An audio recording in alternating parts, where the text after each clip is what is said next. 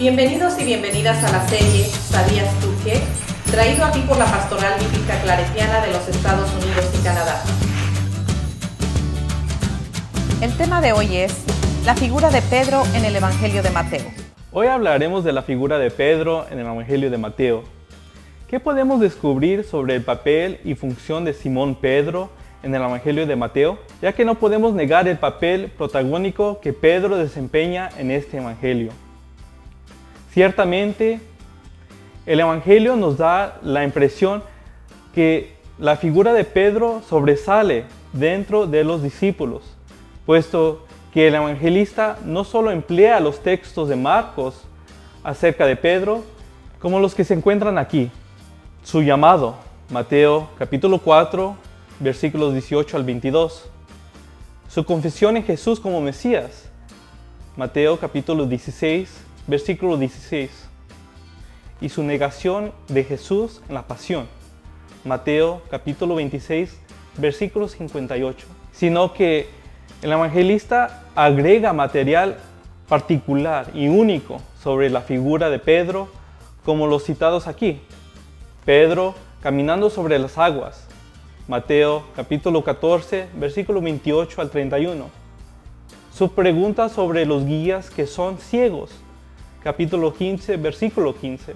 Su bendición después de su confesión, capítulo 16, versículo 17-19.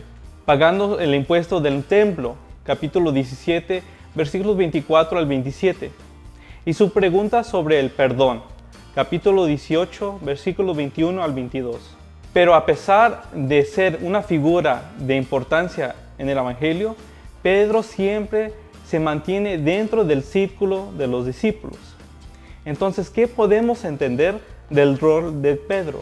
Algo que no podemos ignorar es que a través de los siglos el rol y la función de Pedro dentro del Evangelio de Mateo ha sido un punto de debate en las diversas experiencias y tradiciones eclesiales. En la eclesiología de la Iglesia Católica Romana, el material de Pedro que se encuentra en Mateo ha sido de mucha importancia, particularmente la bendición que recibe de su parte de Jesús por haberle confesado como Mesías.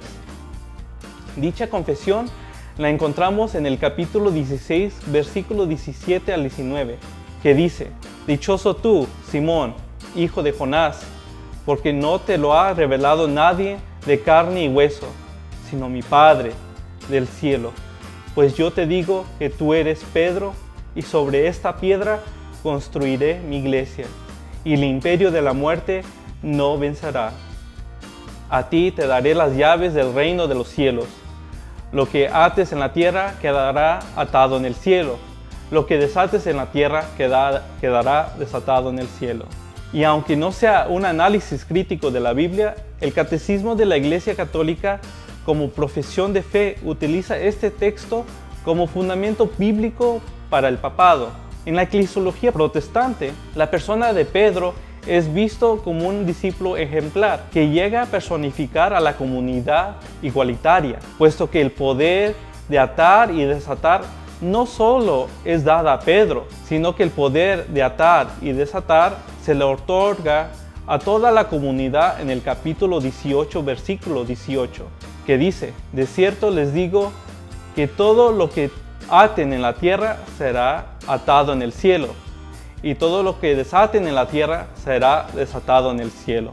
La confesión de Pedro no es único, puesto que todos los discípulos confiesan a Jesús como Hijo de Dios en el capítulo 14, versículo 33, donde se lee: Entonces los que estaban en la barca vinieron y le adoraron, diciendo: Verdaderamente eres Hijo de Dios.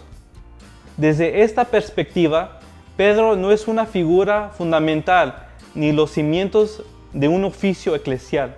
Hoy día biblistas siguen teniendo diversas opiniones sobre la figura de Pedro.